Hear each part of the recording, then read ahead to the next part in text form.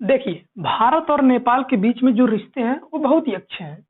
यहाँ का जो रिलेशन है भारत देश और नेपाल देश के बीच में, वो रिलेशन बहुत ही अच्छा है। अभी बीते पिछले महीने में अप्रैल में यहाँ के जो प्रधानमंत्री नए बने थे, शेर बहादुर देउवा, वो अपनी पत्नी के साथ यहाँ पर भारत में आए थे। वो प्रधानमंत्री जी के आमंत्रण पर निमंत्रण दिए थे, तो वो आए थे यहाँ पर। बहुत सारी नीतियों पर बात हुई। यहाँ पर रेलगाड़ी भी चलाई गई, यहाँ पर रेल व्यवस्था जो था वो भी चलाई गई। बहुत सारी नीतियों पर बात की गई। यहाँ के अच्छे संबंध जो है बहुत ही अच्छे हैं। लेकिन क्या होता है ना कि कभी कभी जो यहाँ का संबंध होता है वो थोड़ा सा गड़बड़ा जाता है। यहाँ के थोड़ा थोड़ा मनमुटाव हो जाता है। कभी कभी कुछ ऐसे पीएम आ जाते हैं कि उनसे मनमुटाव हो जाता है। लेकिन हालांकि पड़ोसी है, पड़ोसी से मनमुटाव होता ही रहता है हमेशा। कभी झड़प होती है, कभी मनमुटाव होता है, कभी प्रेम होता है। तो ये पड़ोसी से हमेशा ये सब लगा रहता है। हालांकि काम जो होता है वो पड़ोसी ही देता है ऐसे। तो इसके साथ संबंध अच्छे होते रहते हैं, खराब होते रहते हैं, ये सब चलता रहता है। तो लेकिन ये जो यहाँ के प्रधानमंत्री हैं, पीएम जो हैं भारत देश के, वो समझा लेते हैं इन सबको, कंट्रोल में कर लेते हैं, समझा लेते हैं, ठीक है। लेकिन कभी कभी क्या होता है ना कि ये जो चाइना है और पाकिस्तान, हालांकि चाइना और पाकिस्तान कभी कभी क्या हमेशा से उंगलियाता रहता है, हमेशा से कुछ ना कुछ ऊट पटांग काम करता रहता है। तो अब इनको इनको ये नहीं समझ में आता है कि जो इस गद्दी पर बैठा हुआ है व्यक्ति, जो भारत की गद्दी पर व्यक्ति बैठा हुआ है, वो बहुत ही डेंजरस है, किसी की भी नहीं सुनते हैं। जब 2017 में 2017 2017 में सिक्किम के डोकालाम में यहाँ पर चाइना अपनी सेना भेजा था। डोकालाम सिक्किम में ना, डोकालाम, जेलेपला, नाथुला, दलांगला, ये आगे बताएंगे। तो यहीं पर जो है 2017 में अपनी सेना को पीछे नहीं हटा रहा था चाइना। तो प्रधानमंत्री मोदी जी ने कहा, ठीक है, आप अपनी सेना को पीछे नहीं कर रहे हैं ना, आप संघाई को सिर्फ ध्यान रखना बस, और हम कुछ नहीं कहेंगे। भाई गड़बड़ा गया, तुरंत हिल गया। फिर उसके बाद पीछे रहना पड़ा उसको। देखिए, जब व्यक्ति ना माने तो उसके साथ मजाक कर देना चाहिए। मजाक का कहने का मतलब उसके साथ ऐसा बिहेव करिए कि वो हिल जाए। और हमेशा भी ध्यान रखिएगा, कभी भी हमेशा भी ध्यान रखिएगा, जो मनमुटाव, झड़प जो होती है, जो अपने कंपैरिजन, देखिए कंपैरिजन हमेशा से कीजिएगा। किससे जानते हैं? जो अपने से बहुत ऊंचा हो, बहुत बड़ा। कंपैरिजन उसी से होता है जो अपने से हाई लेवल का हो, अपने से बड़ा हो, उसी से कंपैरिजन करते हैं, छोटे से थोड़ा नहीं करते हैं।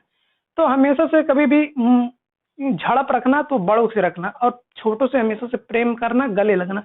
तो जो होता है, देखिए, आप अगर बड़े से कंपैरिजन करेंगे तो आपकी जो बौद्धिक विकास होगी, क्षमता होगी, वो बढ़ती जाएगी।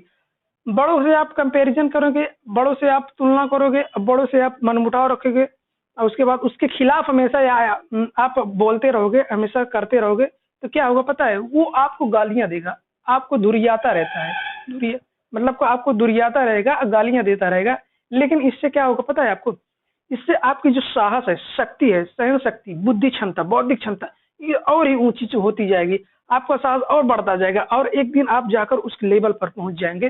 तो सेम इसी के सेम यही होता है कि आप सीधे छोटों से मत कंपैरिजन कीजिए, छोटों का प्रेम करिए। लेकिन जैसे चाइना, अमेरिका, इन सबसे कंपैरिजन कीजिए, और इन सब के खिलाफ हमेशा कोई ना कोई आवाज उठाते रहिए हमेशा। तो यही होता है, आप इन सब के साथ कंपैरिजन करना चाहिए। देखिए, आप इन सब के साथ कंपैरिजन नहीं करेंगे, आप बड़ों के साथ, अगर आपको बड़ों के विरुद्ध में नहीं खड़े होंगे, वो कुछ गलत कर रहे हैं, आप उनके विरुद्ध में नहीं खड़े हैं, तो अगर आप उनकी चाटुकारिता कर रहे हैं, तो चाटुकारिता मतलब समझते हैं? अगर आप चाटुकारिता करेंगे तो आप उनके संबंध में बने रहेंगे, उनकी नजरों में अच्छे रहेंगे। लेकिन आपका जो मोरालिटी है, आपका बौद्धिक क्षमता है, आपकी जो सेल्फ रेस्पेक्ट है, वो सब, आपकी मोरालिटी वगैरह सब गिर जाएगी। आपका कोई अस्तित्व ही नहीं रह जाएगा। आप बने रहेंगे, चाटुकारिता करेंगे, लेकिन आपका कोई अस्तित्व नहीं रहेगा। इसलिए डर कर जीने की बजाय डट कर जीजिए। डी जी जी। तो अब इसके आगे समझते हैं नेपाल के बारे में। हम बताए थे नेपाल का जो है, वो जो भाग लगता है वो बृहद हिमालय का लगता है, बृहद हिमालय। बृहद हिमालय, हिमालय की जो श्रेणियां हैं वो 4: ट्रांस, बृहद, मध्य, शिवालिक। उसके बाद उसी में आ जाता है काराकोरम, लद्दाख, जस्कर, फिर पंजाब। ये हम आपको आगे बताएंगे। तो नेपाल की जो सीमा है, हालांकि नेपाल और भूटान इन दोनों के बीच में जो सीमा होती है, इसमें वीजा का कोई आवश्यकता नहीं होता है। वीजा, वीजा समझते हैं? वीजा जैसे वीजा पासवर्ड क्या होता है, वीजा पासवर्ड के बारे में समझ लेते हैं। जैसे पासपोर्ट हो गया, पासपोर्ट, पोर्ट के बारे में बताए थे। पोर्ट यानी कि या तो सी पोर्ट हो या तो एयरपोर्ट, कोई भी पोर्ट। पोर्ट कहने का मतलब कि आप, वो पोर्ट होता है।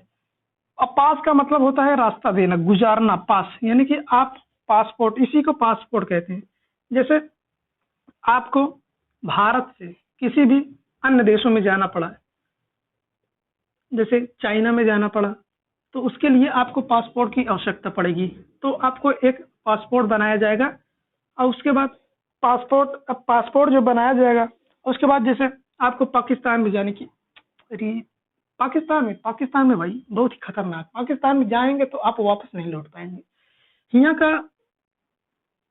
व्यक्ति जो है, आप यहीं पर शहीद हो जाएंगे भाई साहब। यहाँ मत जाओ, यहाँ जाएंगे ना, यहाँ कब बारूद बम गोला फेंक दिया आपके ऊपर, कोई भरोसा नहीं है। यहाँ माफ करिएगा, यहाँ मत जाइएगा। हालांकि वो मजाक थी। तो ये, आप जैसे पाकिस्तान जाना पड़ा आपको, तो आपके लिए उसके पासपोर्ट होना आवश्यक, पासपोर्ट जरूरी है। लेकिन आपको इन देशों में जाने के लिए आपको वीजा की भी आवश्यकता पड़ती है।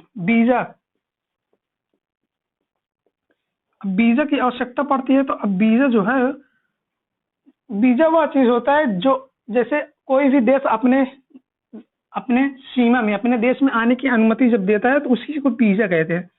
तो वीजा जो है अब ये बनवाना पड़ता है। तो ये अब थोड़ी ना, जैसे वीजा और पासपोर्ट पे जो सिग्नेचर होता है, वो मतलब कि यानी कि इसका जो अनुमति देते हैं, पासपोर्ट जो बनाने का अनुमति देते हैं, वो राष्ट्रपति करते हैं। तब राष्ट्रपति जो है एक एक व्यक्ति को बुलाकर थोड़ी ना कहेंगे कि आइए हम आपका पासपोर्ट बना देते हैं और आप चले जाइए London, America, China, Japan.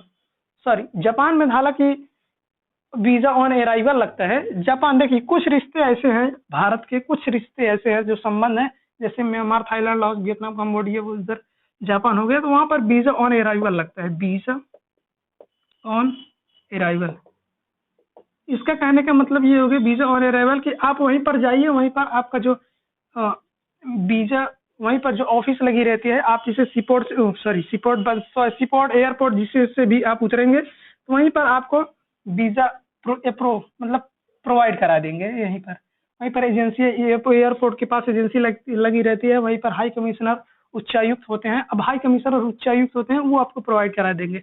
High commissioner, उच्चायुक्त क्या होते हैं? एम्बेसडर जिसे कहते हैं। जो भी देश अंग्रेजों का गुलाम हुआ है, वो वहां पर उसको एम्बेसडर ना कहकर हाई कमिश्नर, उच्चायुक्त कहते हैं। और जो भी देश अंग्रेजों का गुलाम नहीं हुआ है, वो एम्बेसडर कहलाता है। तो एम्बेसडर और हाई कमिश्नर में यही फर्क होता है। तो जैसे आप जाएंगे, वीजा भी कई प्रकार का होता है। आप जैसे टूरिस्ट वीजा, ये आपको जल्दी मिल जाता है, आपको आसानी से मिल जाता है। और जैसे मेडिकल वगैरह के लिए आप जाएंगे, तो इसके लिए भी आपको जल्दी मिल जाएगा। और जैसे आप काफी दिनों के लिए जा रहे हैं, कुछ काम वाम करने के लिए, तो भाई अब आप जाएंगे पढ़ने के लिए, तो वो मान के चलिए, आप काम करने के लिए जाएंगे तो 6 महीने से ज्यादा ही कार्य करेंगे हमेशा, मतलब। तो वो आप एनआरआई में आ जाते हैं। एनआरआई, नॉन रेजिडेंट इंडियन, वो एनआरआई में आ जाते हैं। और जैसे अब घूमने जाएंगे, आप ट्रेवल के लिए जाएंगे, 2 महीने 3 महीने, इससे ज्यादा थोड़ी ना जाएंगे, तो उसके लिए वीजा आसानी से मिल जाता है। वो एनआरआई नहीं होता है। 6 महीने से ज्यादा आप जाएंगे, रहेंगे, तो वो एनआरआई में आ जाएंगे। इसी को नॉन रेजिडेंट इंडियन कहते हैं। तो ये होता है वीजा और पासपोर्ट में अंतर। हालांकि अभी जो भारत में नागरिकता जो है, वो भारत की नागरिकता बहुत सारे व्यक्ति छोड़ रहे हैं, बहुत सारे व्यक्ति छोड़ रहे हैं।